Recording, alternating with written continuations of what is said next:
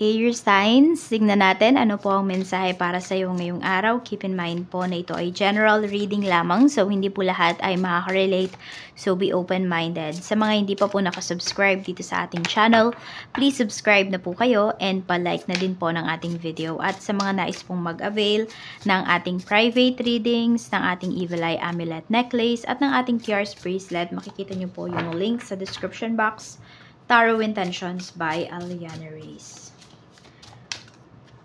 We have praying, faith, healing, meditation. So, ano ba itong mga pinagdarasal ninyo? Healing ba ng inyong katawan, ng inyong isipan, ng inyong puso?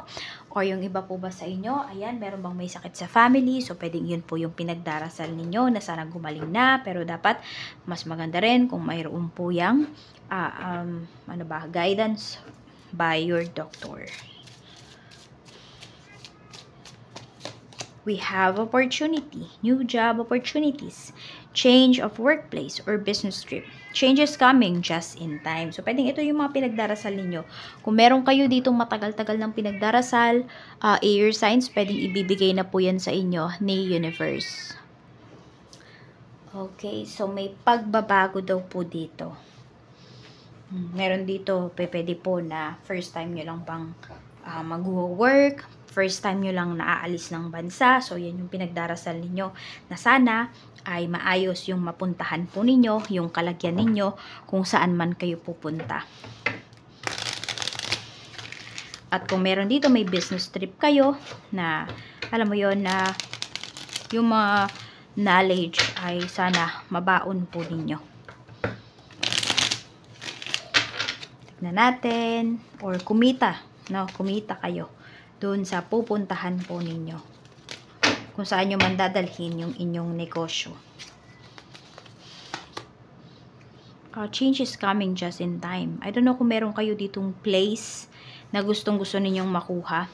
Yan, kunwari, meron kayong rerentahan na place. So, pwede po, ayan, just in time talaga, no? Na kailangan nyo talaga yan. Makukuha nyo po yan, yung pwesto na yan. So, mukhang maganda. Tingnan natin na maganda ba yung pwesto na yan. King of Wands. Yes po, maganda yung pwesto na yan. Kikita at kikita po talaga kayo dito. Basta maging hands-on lang kayo, air signs. Tingnan natin ano pa yung mensahe. At kung meron naman po kayong mga ginagawa dito, maging ano lang talaga kayo, dedicated lang kayo. 'Di ba? Dun sa ginagawa ninyo. Maging inspire kayo dito. We have the Emperor. Tingnan mo, puro King, Queen, and the Emperor yung nandito. So, ibig sabihin po, malaki talaga yung magagawa ninyo pagdating dito sa life ninyo. At kayo po, yung may, yung may control. Kasi pinagdasal nyo na binigay nyo na kay universe. Okay, yes, sinasabi niyo, si universe na yung may control, si God na yung may control sa life ko. Pero totoo, kayo pa rin. Diba? Kayo yung nandito So, kayo yung may magagawa. Okay, pwedeng magpadala lang sila, or si God, si universe, ng tao na makakatulong sa'yo. Pero ikaw pa rin yung magde-decide kung ano ba yung gusto mong mangyari sa life mo. Tingnan natin. So, maging accountable kayo dito pagdating sa mga pangyayari sa life ninyo.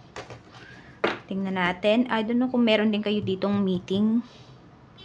Ayan po. May meeting, may seminar kayo dito na na talaga namang mga professional po yung mga tao na makakasama ninyo. We have the Hanged One.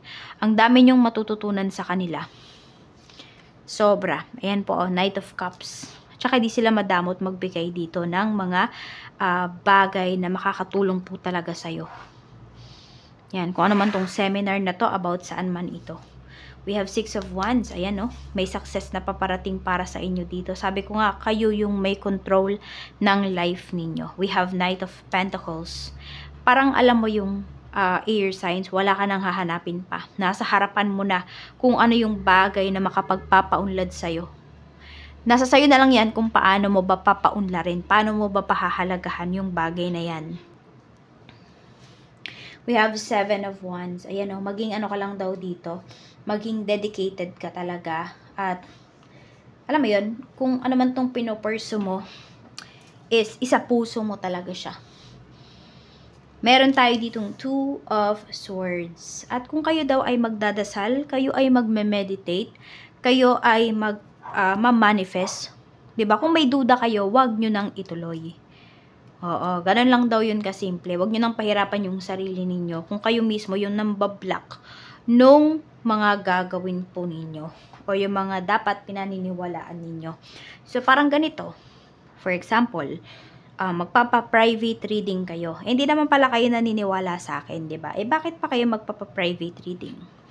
O kaya, 'di ba, bakit pa kayo magpapa-private reading kung yung mga hinihingi ko naman na ano ba, mga details, hindi niyo naman kayang i-provide, nakalagay nga yun doon, 'di ba? So parang ganoon, 'di ba? Kung wala kayong tiwala doon sa gagawin ninyo, sa ipapagawa ninyo, wag niyo nang ipagawa, wag niyo nang gawin kasi parang pinapahirapan niyo lang yung sarili ninyo. 'Di ba? Nagsasayang lang kayo ng pera, nagsasayang lang kayo ng oras at ng effort. So, ganun lang daw po yan kasimple. Huwag na kayo magdasal kung hindi kayo naniniwala sa kanya. Or tinatry nyo lang siya. Yung tipong ganun. We have 8 of Swords. Yan. Yung iba naman kasi sa inyo, alam nyo naman daw yung gagawin ninyo eh. And ito nga, ito yung 8 of Swords natin. Kayo lang din naman minsan yung makakatulong sa sarili ninyo. Walang ibang taong involved. Wala si universe, wala si God, nasa sa inyo yan. Kasi iba sa inyo, 'di ba? Iba-iba naman kasi tayo ng pinaniniwalaan. So we should also respect that. Hindi natin pwedeng ipilit sa iba yung pinaniniwalaan natin. We have 3 of Cups. We have Knight of Wands. Ito. Okay, meron kang mga kaibigan dito or kung sino man tong mga taong to na akala mo makakatulong sa'yo pero hindi. Bakit? Kasi alam mo pwedeng napilitan lang sila na i-invite ka. So, mag-iingat ka ha. Ma-feel mo naman yan eh. No, parang sila alam na nila lahat yung pupuntahan. Alam na kagad nila kung kailan, saan yung venue, etc. Pero ikaw ngayon mo palang nalaman kung kailan malapit na. So, wag ka na lang umattend pag ganyan. Okay? Ibig sabihin, wala lang silang choice. Baka may nag-back out tapos ikaw lang yung naisip nila, no, sige, si ano na lang yung invite natin. Si air signs na lang yung invite natin. So, tanggi ka na lang kapag ganyan. Madami pang opportunity na pwede kang may mga makilala, meron kang mga matutunan, pero hindi sa kanila, sa ibang tao, sa ibang oras. We have the High Priestess. So, huwag niyong i-block yung inyong intuition. Justice. Be fair with yourself. Diba? Huwag ka lang maging fair sa ibang tao. Air signs, maging fair ka rin sa sarili mo. We have 3 of Pentacles. We have the Empress. Okay, pwedeng ito sa trabaho mo. Hindi na sila fair sa'yo. Pero, kumakapit ka pa rin dito. Umaasa ka pa rin na yung pinangako nila sa'yo, ibibigay nila sa'yo. Pero kasi air signs, pwedeng nafe-feel mo na talaga, alam na ng intuition mo na wala na yon. Pero, binablock mo yon.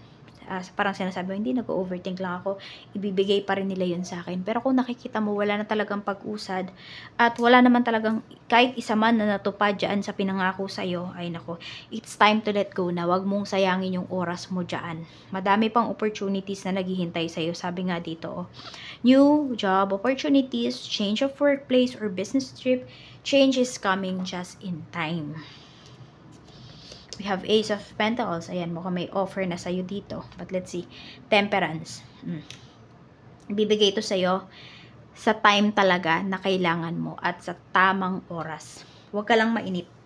Okay? So, yan yung ibibigay sa'yo. Pero hindi ko na nakikita talaga dito sa current workplace mo yan. Ibang place na ito.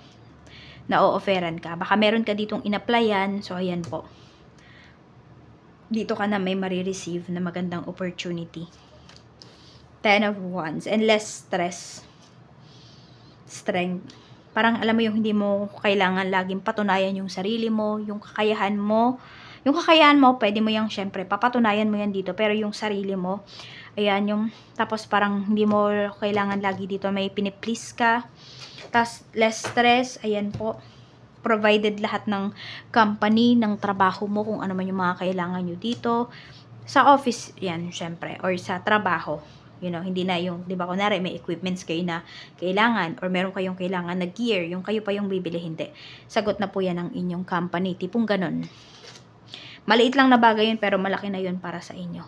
Di ba, kung iisipin natin, pero, di ba, hindi na kayo gagastos kasi dito. We have Page of Swords, and we have Page of Wands. So, pwedeng meron dito, hindi mga nakikinig sa'yo.